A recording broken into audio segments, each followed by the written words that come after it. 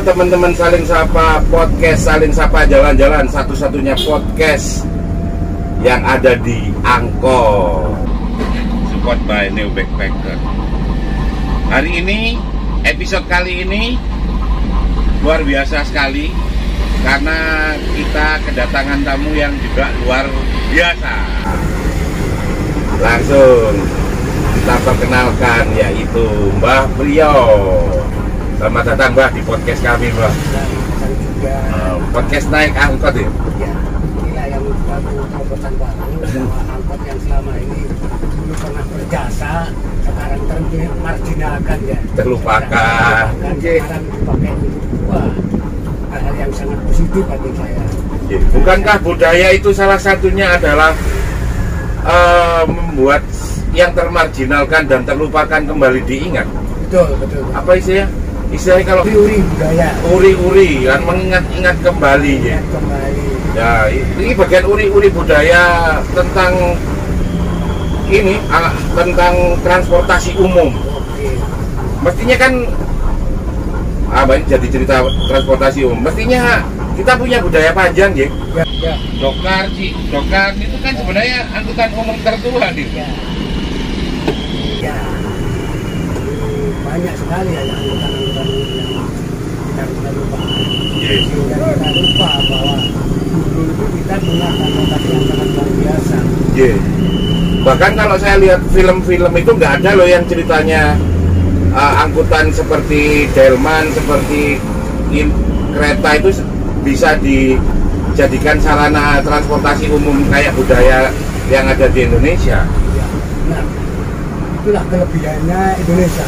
Mau sharing, mau berbagi, mau joinan. Kelebihan di Indonesia itu bahwa di Indonesia itu penuh dengan budaya, Penuh dengan tradisi, Yeah. yang mana masing-masing tradisi itu punya nilai yang sangat Luhur. Bagaimanapun juga kita harus mengakui pasti sebetulnya budaya itu. Nah, sehingga saya pancing jenengan. Menurut Mbah Priyo, budaya itu apa sih, Mbah? Yang nggak sama di buku, Mbah. Yang jenengan selama ini, menurut aku simpelnya budaya itu kayak ini gitu. Ya. Bagaimanapun juga kita harus punya literasi ya. Leres. Supaya kita tidak dianggap ngawur.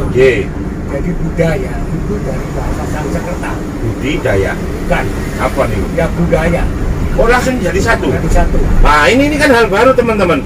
Selama ini yang saya dari bangsa Sanskrit itu katanya budi dan daya. Dan Wah, ini budaya. baru. Berarti ini satu kata. Satu Utuh. kata utuh. Nggak boleh Nggak boleh dibongkar. Oke. Maknanya apa, Mbak? Budaya itu artinya pikiran. Wah, jauh ini. Kenapa kok jadi budidaya? Apa sih ngarang? Ya inilah Pembodohan. Pembodohan semacam itu. Budaya adalah pikiran. Berarti orang yang berbudaya, berarti orang-orang yang berpikir. Kayak teknologi, teknos logos, ilmu berpikir. Iya, Itu sebenarnya ilmu cara berbudaya. budaya. Loh, Bangsa di dunia pun tidak ada satupun bangsa yang dibangun oleh peperangan ataupun yang semua dibangun oleh budaya. Tidak ada yang dibangun dengan kekerasan, teman-teman. Semua dibangun oleh budaya. Karena apa? Budaya itu adalah hilirnya, ujung pangkalnya suatu bangsa. Jadi ketika budaya itu kemudian dari definisi saja sudah dibuat kabur, Ya, jadi jangan harap bahwa kita sebagai bangsa benar-benar tahu budaya dan tahu identitasnya. betul.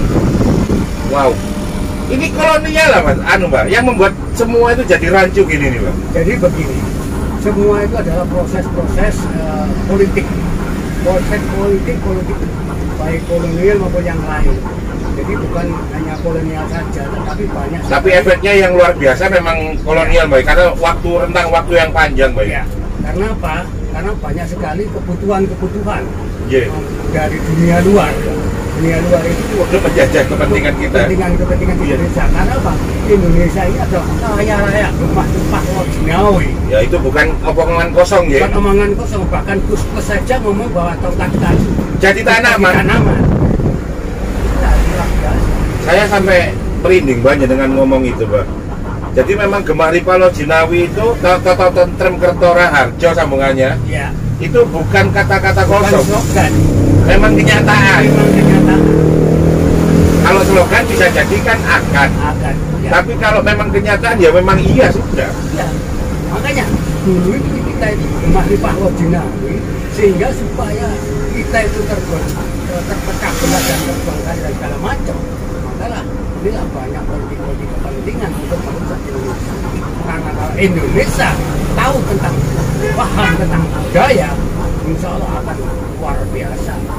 Jadi begitu saya ngomong budaya saja, langsung secara definisi langsung keliru. Karena saya ngikut apa yang disampaikan dulu di sekolah, budidaya. Ternyata budaya itu satu kata, yaitu istilahnya pikiran. Kekuatan pikiran bisa jadi, gitu. Dan ketika kita ngomong budaya, sekarang malah artinya dibuat cuman performing art, dibuat cuman sekedar wah ini pelestarian budaya ini tak delok. Nah, saya lihat ketika orang ngomong pelestarian budaya mesti tarian, apa namanya, batik, ya cuman semakin dikecilkan maknanya. Makanya kalau kita itu tidak paham tentang budaya, sehingga kita mengidentikan bahwa berkeseniannya adalah berbudaya. Contohnya budaya itu sebagai ibaratnya sebagai rumah untuk kesenian, untuk seni lukis dan segala macam. Termasuk politik, bernegara, berbangsa. Itu adalah kamar-kamar mereka, kamar-kamar dari budaya. Oh, berarti dengan kata lain ini saya potong, sorry. Berarti sekarang kamarnya, jika budaya itu sekarang sebuah rumah besar, yang kamarnya boleh diisi cuman seni. Ya. Nasibnya gitu aja sekarang. Ya. Seni pun juga pilih-pilih, tidak semuanya yang sesuai selera mereka. Iya. Padahal sebenarnya semua akar dari seni itu dari seni tradisi. Dan selama ini kita tidak dimengerti, tidak tahu bahwa semua itu seni dari tradisi. Bayangkan saja di Malang sendiri, terutama kita di Jajaku, itu punya dawai yang sangat luar biasa. Ya, dawainya sangat luar biasa. desainnya sampai hari ini kayaknya sulit deh dulu. Kalau mau dibuat itu sangat luar biasa. Ketika orang itu memahat sesuatu, pasti dia pernah melihat sosoknya. Ya, desainnya ada, nggak mungkin ngarang. Nggak mungkin ngarang. Nah itu tahun berapa? Berarti dari luar, bukan kita itu mengkomplain diri kita sendiri dari orang-orang Indonesia, bukan. Karena kita punya dasar yang sangat menonjol bahwa pada tahun seribuan, tahun sudah seribuan itu di tanah Jawa sudah menggunakan gawai. Sudah keren kayak orang sekarang. Iya, bukan sekarang anak-anak main gitar semacam itu. Keren. Dulu sudah keren. Iya. Punya dawai. Kita punya dawai sendiri. Bukan dari dawai dari Eropa atau Amerika Latin. Iya. Ya. Berarti semua dikerdilkan sampai urusan perintilan memang dikerdilkan semua. Memang demikian. Makanya saya berharap kemudian kawula muda inilah yang ini mari kita bangun budaya kita cari budaya kita, apa sih sebetulnya budaya kita, sehingga mereka kalau anak-anak muda ini tahu tentang budaya, tahu tentang apa sebetulnya budaya itu, insya Allah negeri ini akan sejahtera dan makmur. Malah sebenarnya masuknya nilai-nilai luar yang setengah dipaksakan itu yang akhirnya ya merusak, semakin menggerus budaya yang sudah ada. Betul. Karena budaya kita itu sejatinya orang Nusantara itu punya ciri khas lon-lon tapi kelakon. Ya. Tidak semua itu seperti halnya pikiran modernisasi ala industri. Cepat, banyak, menguntungkan secara materi. Tapi kita sebenarnya budaya kita itu jauh.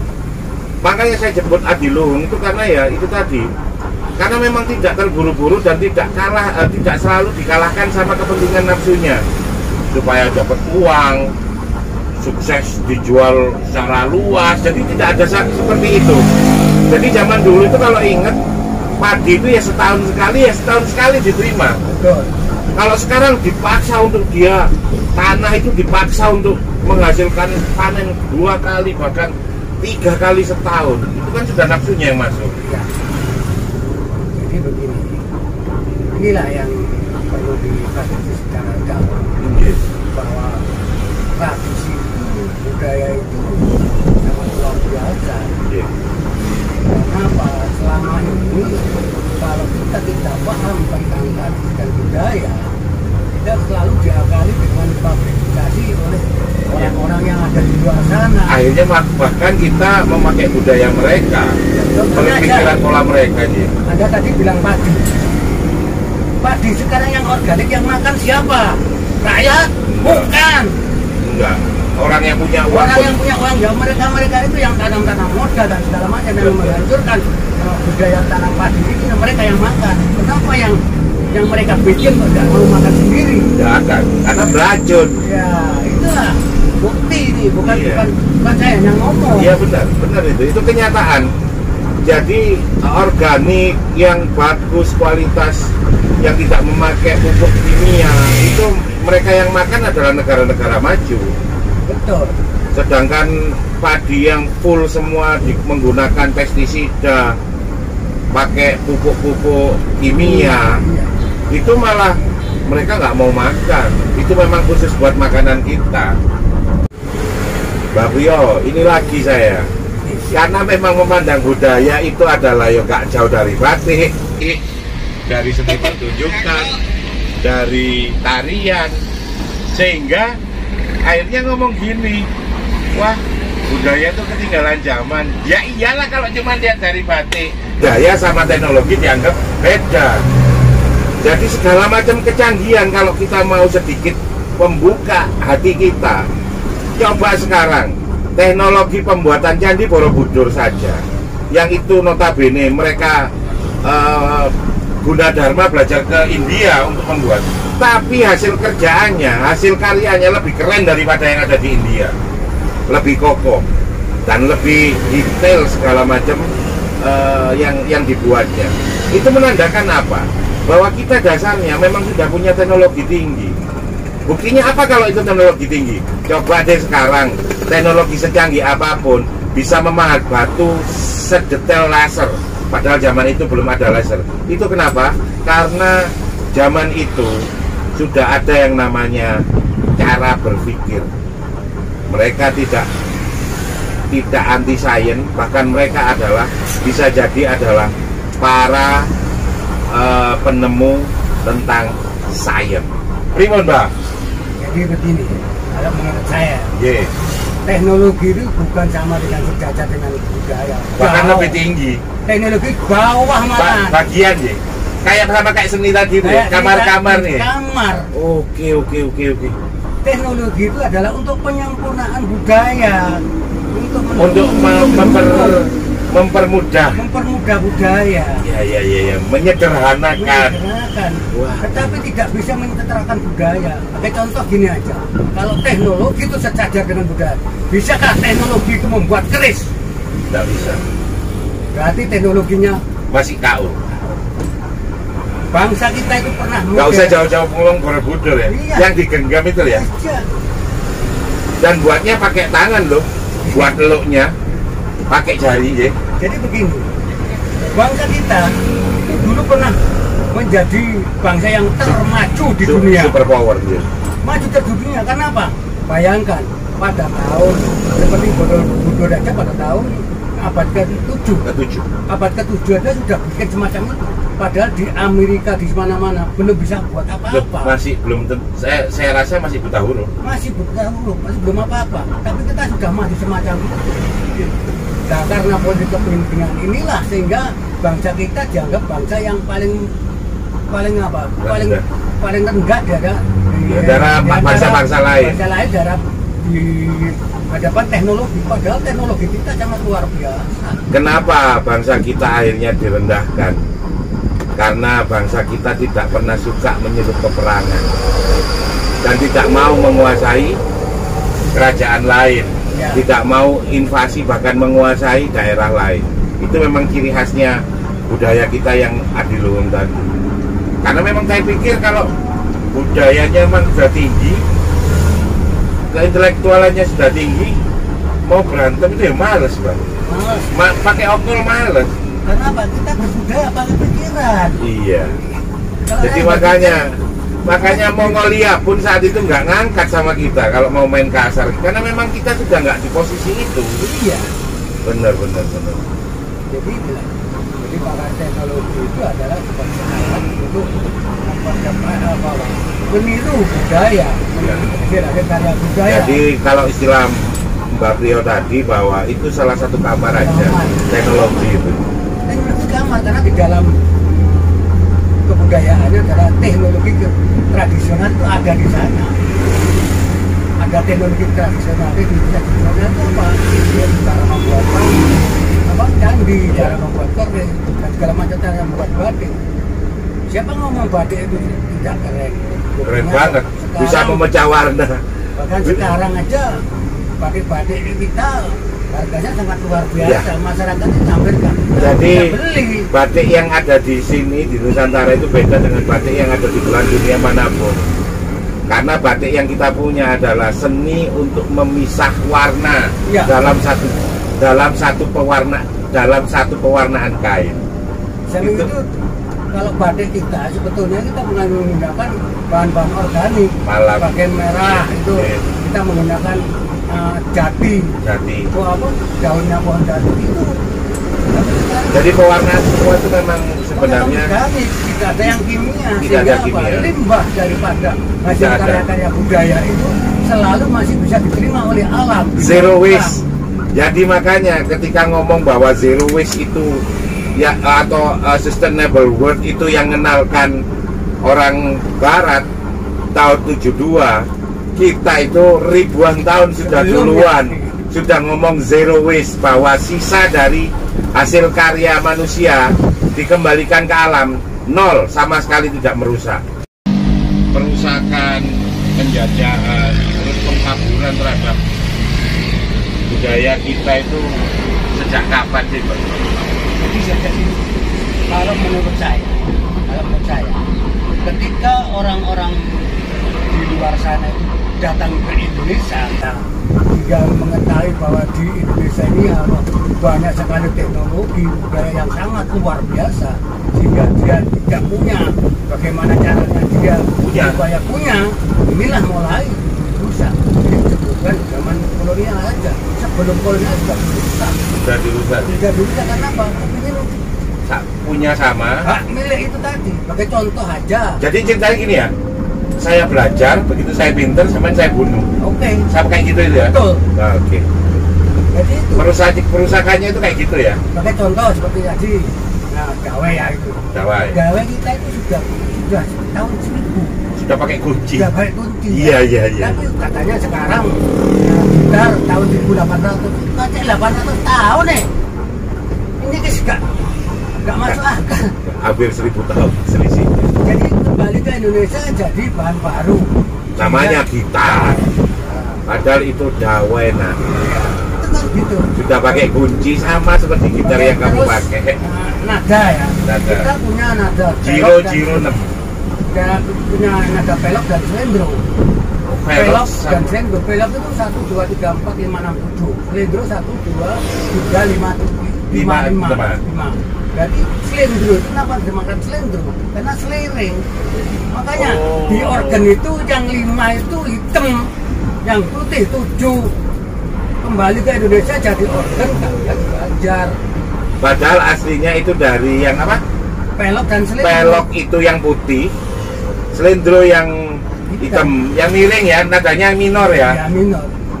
Akhirnya begitu nada itu dipakai, dijadikan satu namanya organ, grand piano. Iya.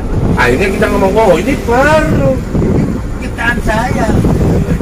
Kurang aja bener.